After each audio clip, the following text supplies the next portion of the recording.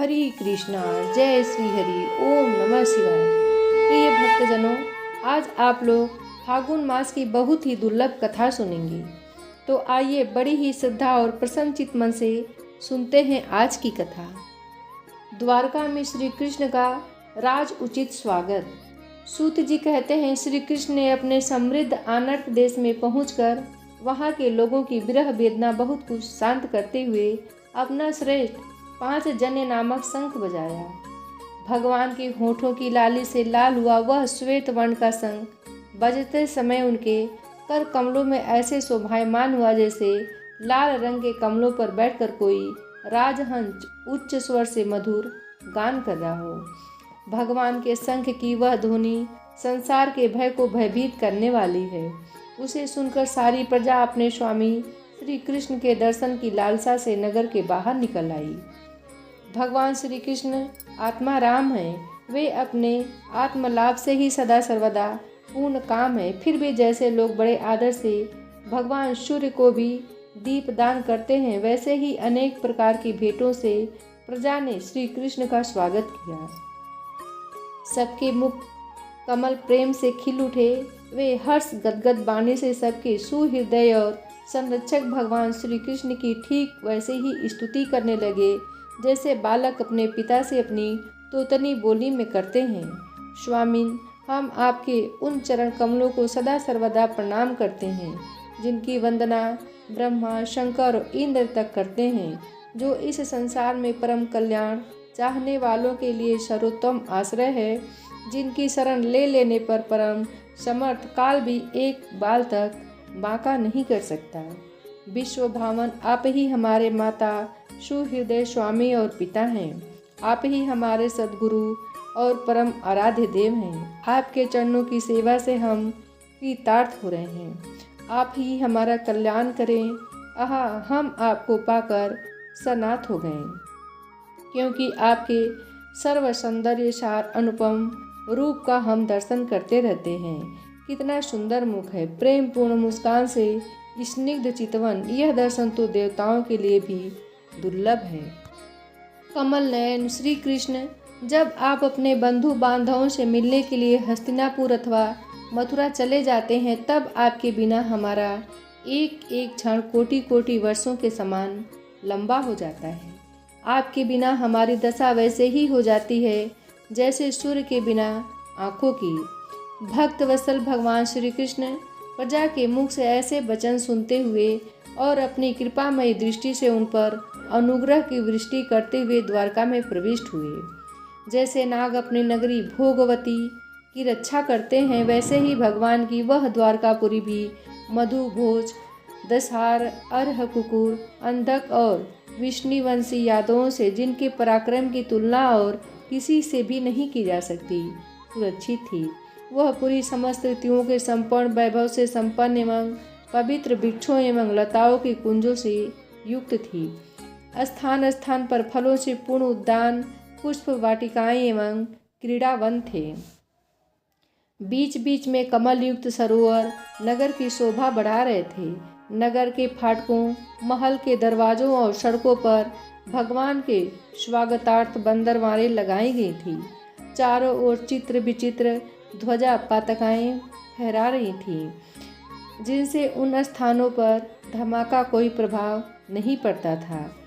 उसके राजमार्ग, अन्य सड़कें, बाजार और चौक झाड़ बुहार का सुगंधित जल से सींच दिए गए थे और भगवान के स्वागत के लिए बरसाए हुए फूल, फल, अक्षत, अंकुर चारों ओर बिखरे हुए थे।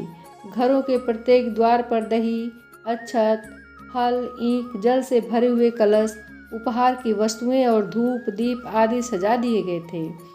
उदार शिरोमणि वसुदेव, अक्रूर, उग्रसेन, अद्भुत पराक्रमी बलराम, प्रद्युम्न, चारुदेशन और जामवती नंदन श्याम ने जब यह सुना कि हमारे प्रीतम भगवान श्री कृष्ण आ रहे हैं, तब उनके मन में इतना आनंद उपड़ा कि वह लोगों ने अपनी सभी आवश्यक कार्य, सोना, बैठना, भोजन आदि छोड़ दिए।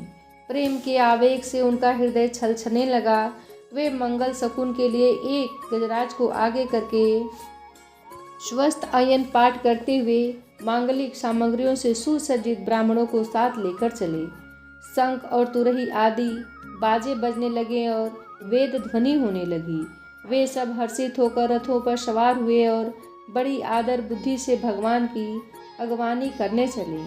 साथ ही भगवान श्री कृष्ण के दर्शन के लिए उत्सुक सैकड़ों श्रेष्ठ वारंगनाएं, जिनके मुख कपोलों पर चमचमाते हुए कुंडलों की कांति पड़ने से बड़े सुंदर दिखते थे, पालकियों पर चढ़कर भगवान की अगवानी के लिए चली।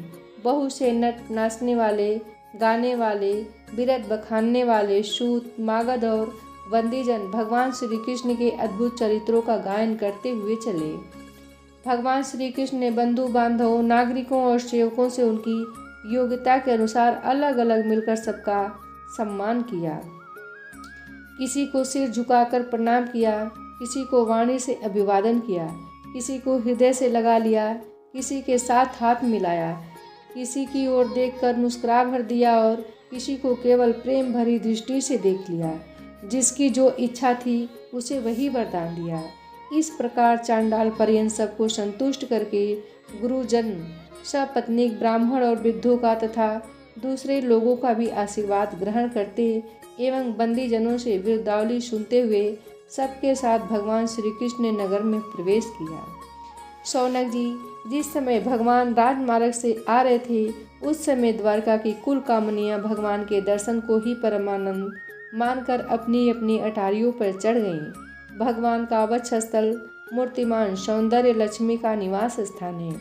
उनका मुखारविंद नेत्रों के द्वारा पान करने के लिए सौंदर्य सुधा से भरा हुआ पात्र है। उनकी भुजाएं लोकपालों को भी शक्ति देने वाली हैं। उनके चरण कमल भक्त परमहंसों के आश्रय हैं। उनके अंग अंग शोभा के धाम हैं। भगवान की इस छवि को द्वारकावासी नित्य निरंतर निहारते रहते हैं, फिर भी उनकी आंखें एक क्षण के लिए भी तृप्त नहीं होती।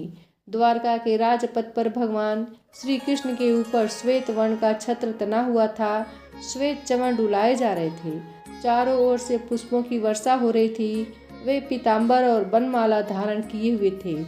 इस समय वे ऐसे शोभायमान हुए मानो श्याम मेघ ही एक साथ सूर्य, चंद्रमा, इंद्रधनुष और बिजली से शोभायमान हो। भगवान सबसे पहले अपने माता पिता के महल में गए। वहाँ उन्होंने बड़े आनंद से देवकी आदि सातों माताओं को चरणों पर सिर रखकर प्रणाम किया और माताओं ने उन्हें अपने हृदय से लगाकर गोद में बैठा लिया। स्नेह के कारण उनके स्तनों से दूध की धारा बहने लगी। उनका हृदय हर्ष से विह्वल हो गया और वे आनंद के आंसुओं से उनका अभिषेक करने लगीं। माताओं से आज्ञा लेकर वे अपने समस्त भोग सामग्रियों से संपन्न सर्वश्रेष्ठ भवन में गए। उसमें 16,000 पत्नियों से अलग अलग महल थे। अपने प्राणनाथ भगवान श्री कृष्ण को बहुत दिन बाहर रहने के बाद घर आया देखकर रानियों के हृदय में बड़ा आनंद हुआ। उन्हें अपने निकट देखकर वे एकाएक ध्यान छोड़कर उठ खड़ी हुई। उन्होंने केवल आसन को ही नहीं बल्कि उन नियमों को भी त्याग दिया जिन्हें उन्होंने पति के प्रवासी होने पर ग्रहण किया था। उस समय उनके मुख और नेत्रों में लज्जा छा गई। भगवान के प्रति उनका भाव भी गंभीर था। उन्होंने पहले मन ही मन, फिर नेत्रों के द्वारा और तत्पश्चात पुत्रों के बहाने शरीर से उनका आलिंगन किया। शौनक जी, उस समय उनके नेत्रों में जो प्रेम के आंसू छलक आए थे उन्हें संकोचवश उन्होंने बहुत रोका, फिर भी विवशता के कारण वे ढलक ही गए। यद्यपि भगवान श्री कृष्ण एकांत में सर्वदा ही उनके पास रहते थे, तथापि उनके चरण कमल उन्हें पद पद पर नए नए जान पड़ते। भला स्वभाव से ही चंचल लक्ष्मी जी ने एक क्षण के लिए भी कभी नहीं छोड़ती। उनकी सन्निधि से किस स्त्री की तृप्ति हो सकती है। जैसे वायु बांसों के संघर्ष से दावानल पैदा करके उन्हें जला देता है, वैसे ही पृथ्वी के भारभूत और शक्तिशाली राजाओं में परस्पर फूट डालकर बिना शस्त्र ग्रहण किए ही भगवान श्री कृष्ण ने उन्हें कई अछौड़ी सेना सहित एक दूसरे से मरवा डाला और उसके बाद आप भी उपराम हो गए।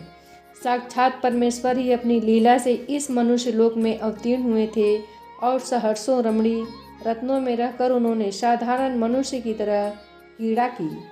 जिनकी निर्मल और मधुर हंसी उनके हृदय में उन्मुक्त भावों को सूचित करने वाली थी, जिनकी लजीली चितवन की चोट से बेसुध होकर विश्व विजयी कामदेव ने भी अपने धनुष का परित्याग कर दिया था। वे कामनियाँ अपने काम विलासों से जिनके मन में तनिक भी क्षोभ पैदा नहीं कर सकीं, उन असंग भगवान श्री कृष्ण को संसार के लोग अपने ही समान कर्म करते देखकर आसक्त मनुष्य समझते हैं। यह उनकी मूर्खता है। यही तो भगवान की भगवत्ता है कि वे प्रकृति में स्थित होकर भी उसके गुणों से कभी लिप्त नहीं होते। जैसे भगवान की शरणागत बुद्धि अपने में रहने वाले प्राकृत गुणों से लिप्त नहीं होती, ये मूढ़ स्त्रियां भी श्री कृष्ण को अपना एकांत सेवी स्त्री परायण भक्त ही समझ बैठी थी, क्योंकि वे अपने स्वामी के ऐश्वर्य को नहीं जानती थी। ठीक वैसे ही जैसे अहंकार की वृत्तियां ईश्वर को अपने धर्म से युक्त मानती हैं।